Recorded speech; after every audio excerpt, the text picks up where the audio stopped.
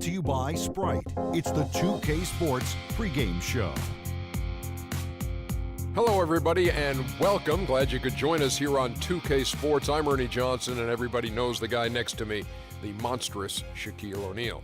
Tonight, we'll be watching the Utah Jazz playing against the Atlanta Hawks at Philadelphia.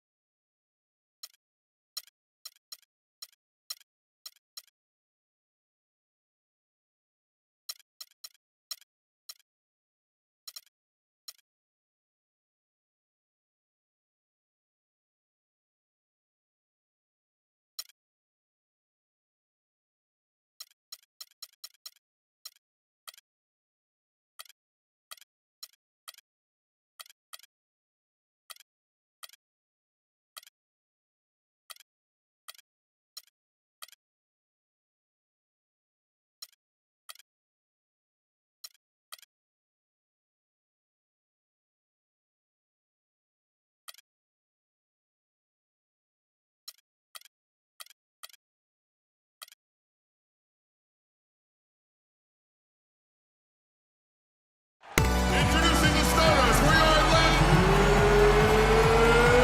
Hawks! At forward, 6'8" from Missouri, number 5, DeMarre Carroll!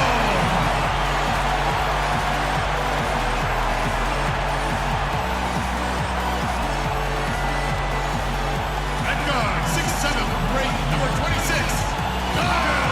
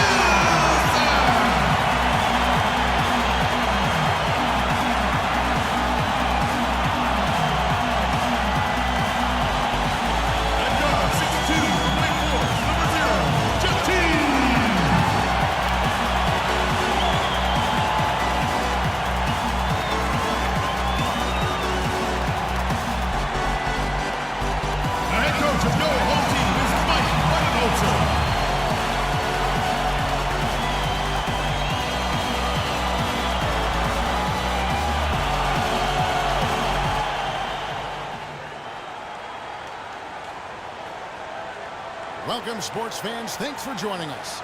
With Steve Kerr and Clark Kellogg, this is Kevin Harlan. And it's time for NBA basketball on 2K Sports. Last outing for Atlanta, they won that game against the Knicks in New York. And there wasn't much question as to how that game was going to turn out. They absolutely put the hammer down on them. Tell you what, the way they shot the ball in that game, Kevin, it looked like a shoot-around out there. It sure did, and all the more impressive because they did it on the road. You're not supposed to be able to get that hot in an opponent's building. All right, let's set the floor courtesy of Gatorade. All fueled up and ready to go. So on the floor for Utah, Rudy Gobert is out there with Trevor Booker. Then it's James Jones. Then there's Bellinelli, and it's Williams at the point. An offensive rebound, and that one's good. Wilson. If you battle for the offensive rebound and come up with it, you're guaranteed a high-quality shot on the follow, just like he got there. So it's Utah now. They defeated Indiana in their last game. And it was the role players in that game, Kevin, that really led the charge. The guys who normally don't score a lot, they came in and really contributed. A total team performance, Steve, the kind you need if you're going to win on the opponent's home floor. Here's Booker. Bangs home the trifecta. Booker's got himself on the board with 3 there.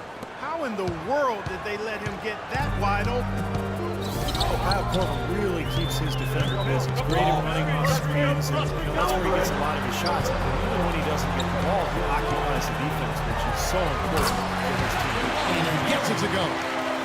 First quarter, about a minute and a half in. Utah's gone 2 or 3 from deep so far in this game. Williams kicks to Jones. He dishes it to Bellinelli. For the 3, and the Jazz another 3. Oh, he's going to keep banging those home if you give him that much space. Hawks have gone 2 or 3 here to start out the game. Teague with the ball. Williams picks him up. Puts up the baby hook and off the glass. That one's good. And he just used his height that time down low. That's going to be pretty hard to defend against. For Utah, they've gone 3 of 4 from the field to start out the game. Let's find out what Doris Burke has for us. I had a chance to talk with head coach Mike Budenholzer. We talked about how they plan to deal with Darren Williams. He said he can do it all offensively. Shoot, drive, and of course, pass. We've got to play aggressive, try to push him towards our help, and take the ball out of his hands as much as possible. Not easy, Kevin, not one of those things. And thank you, Doris. And the call will be against Darren Williams. That's his first foul.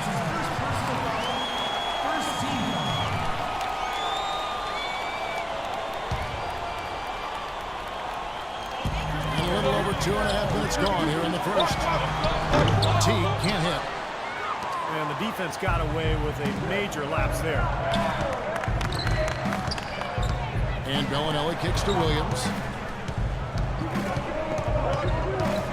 Shoots from the high post and misses it off the right side of the rim.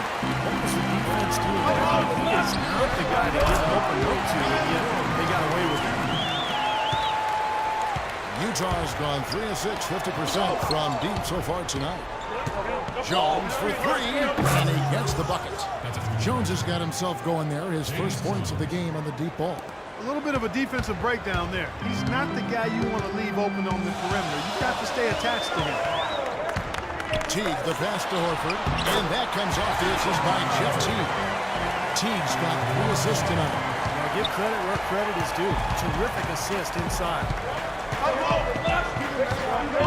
Outside, Jones. Bellinelli for 3, and yes, sir, that one drops. Bellinelli's got 6. You know, they've got to make him earn those threes. You play off of him, and he's automatic from that distance. Teague kicks to Horford. Here is Korver. Bellinelli is covering, and that one's good. No shot. Excellent display of passing out there, fellas. I mean, 8 of their last 10 points have been assisted on. Well, they continue to find the open man and play unselfishly. This is true team basketball we're seeing. Here's Bellinelli. He had a 15-point outing in their last game against the Pacers in Indianapolis. 3-pointer. Offensive rebound. The kick out to Williams. Launches it. That's good. Williams has got his second basket of the night. And if their last 5 makes, all have been from long range. Yeah, and the defense has not done a good job of pressing in and denying. I mean, they're hanging back, playing on their heels. They're not being the aggressors here, and the offense is taking advantage of it. Second foul of the first quarter. They're probably going to have to sit him down here to try to avoid number 3.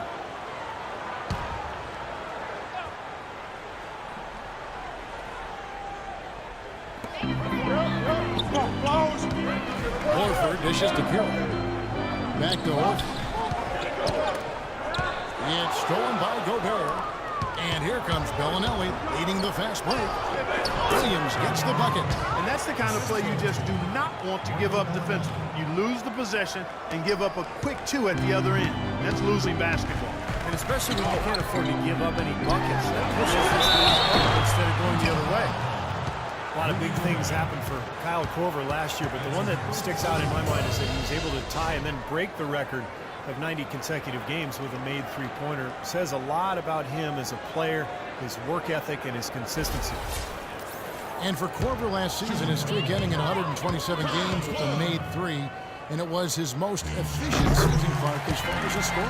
Well, he was over 90% at the line, and he hit from everywhere on the floor. I mean, an absolute laser from behind that 3-point line. You look at his shot chart, and it's a big field of green, which is made bucket. He's always been extremely reliable at the line, and today's been no different. Jazz leading by 6. Outside, Jones.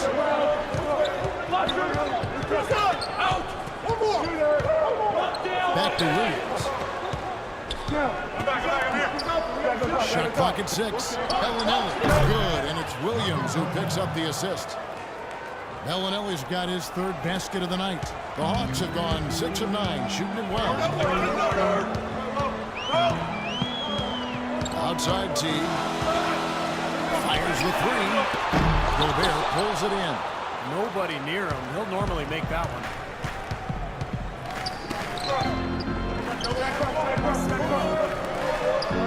Bellinelli passes to Booker. The 15-footer. Again, the Jazz score. These teams don't look like they belong on the same court today. It's pretty ridiculous to have a double-digit lead this early. And Atlanta calls their first timeout of the game. This is their first chance to take a look at the Jazz this season. They picked this team apart the couple of times they squared off with them last year. On paper, they weren't evenly matched, and on the court, they weren't either.